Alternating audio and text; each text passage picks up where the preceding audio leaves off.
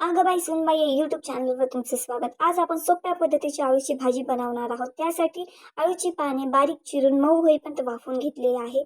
एका मिक्सरच्या भांड्यामध्ये 3 हिरव्या मिरच्या, 4 लसूणच्या पाकळ्या, थोडंसं आलं आणि थोडेसे जिरे टाकून त्याची ओबडधोबड पेस्ट बनवून घेतली आहे.